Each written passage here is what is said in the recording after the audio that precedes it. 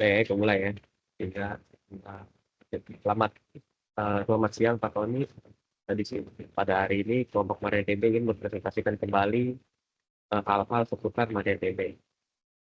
Di sini saya Stephen Selson bersama dengan Saya Whitney. Saya Putri. dan pada hari ini kita akan mempresentasikan hal-hal tentang MariaDB. Lanjut. MariaDB adalah bisa dibilang sebagai anak perusahaan dari MySQL yang pertama kali dirilis di Oktober 2009 karena kekhawatirannya atas akuisisi MySQL oleh Oracle. Developer dari MariaDB sendiri juga berasal dari MySQL. Kemudian ada juga sponsor MariaDB yang pertama paling besar adalah DBS Bank Singapura sebagai institusi keuangan besar di Asia. Lalu ada MariaDB Corporation, Acronis, Intel, lalu ada Hetzner, Ionos, Automatic, dan Bemawan. Lanjut, spesifikasi yang dibutuhkan oleh MariaDB bervariasi mulai dari yang paling ringan yaitu cukup membutuhkan 1 core GPU, RAM 1 GB, lalu memori 512 MB. Lalu yang paling kuat berada di 64 core CPU, RAM lebih dari 128 GB, dan juga storage tipe X3 GB. Selanjutnya yaitu fungsi MariaDB. Jadi MariaDB memiliki beberapa keunggulan utama. Yang pertama adalah fleksibel, karena bisa dipakai di Linux, Windows, sampai Mac OS. Yang kedua yaitu gratis dan open source, jadi semua fitur bisa langsung dipakai. Yang ketiga, stabil walau dipakai banyak pengguna sekaligus.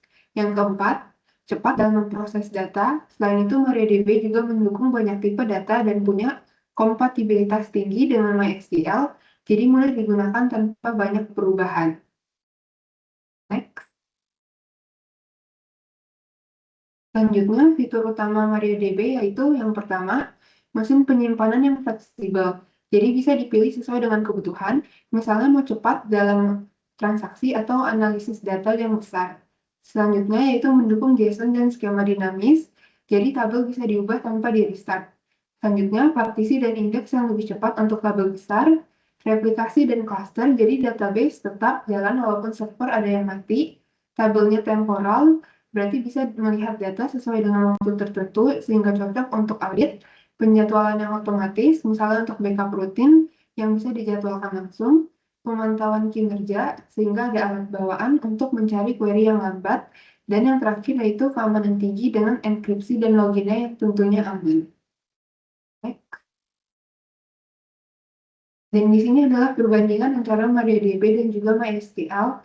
Yang pertama dalam aspek JSON, MySQL disimpan sebagai objek biner, sedangkan MariaDB disimpan sebagai teks atau long text.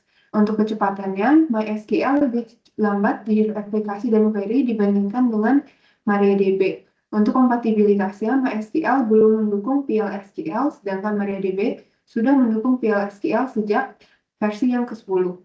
Pada sisi mesin penyimpanan, MySQL pilihannya lebih sedikit dibandingkan dengan MariaDB.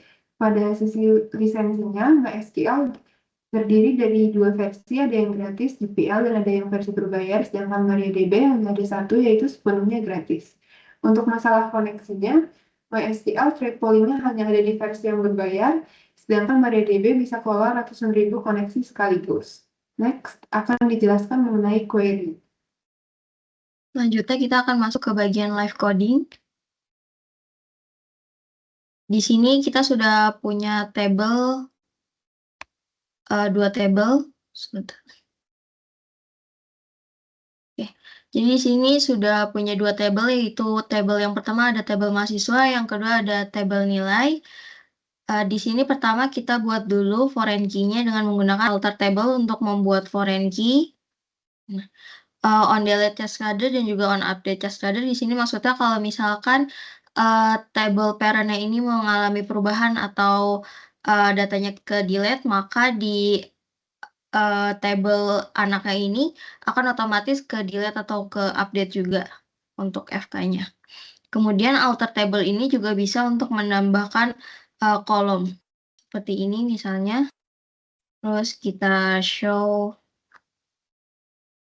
kita describe dari tabel nilai apakah sudah masuk.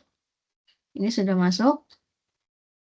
Kemudian alter table ini juga bisa digunakan untuk menghapus kolom yang tadi kita sudah buat. Nah, ini kita lihat lagi. Sudah terhapus untuk kolom baru yang tadi kita sudah tambahkan. Kemudian kita menonaktifkan auto commit karena di MariaDB ini udah ke set auto commit, jadi kita set auto commit sama dengan 0 agar nggak auto commit. Kemudian misalkan kita insert data baru pada tabel mahasiswa, tadi kan kita sudah set auto commit-nya sama dengan 0, ini dinonaktifkan untuk auto commit-nya. Kemudian kita tambahkan nilai baru. Nah, lalu kita gunakan perintah rollback untuk membatalkan dari insert tadi. Nah, selanjutnya kita lihat dengan ascending apakah perintahnya sudah dibatalkan tadi. Sudah dibatalkan, ini ascending itu maksudnya diurutkan dari nilai yang terkecil. Kemudian kita nyalakan lagi, aktifkan lagi auto commit-nya dengan perintah set auto commit sama dengan 1. Lalu kita bisa melihat atau menampilkan ratan-ratan nilai dengan menggunakan perintah group by.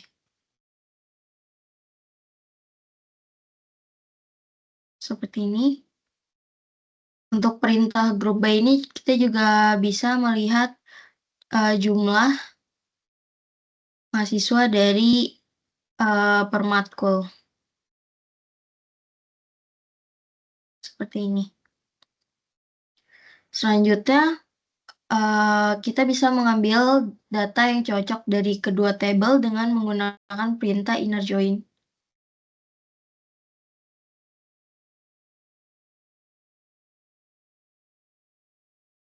Seperti ini. Ini hasilnya sama dengan right join.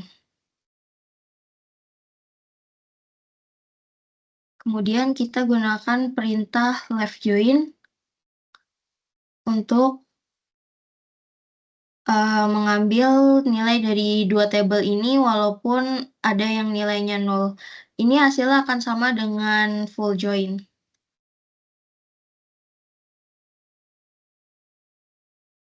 Kemudian kita gunakan perintah union untuk menggabungkan nama mahasiswa dengan nama matkul.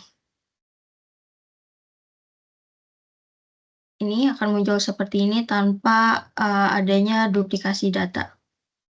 Kemudian kita mencari nilai irisan data yang sama di kedua tabel dengan menggunakan perintah intersect.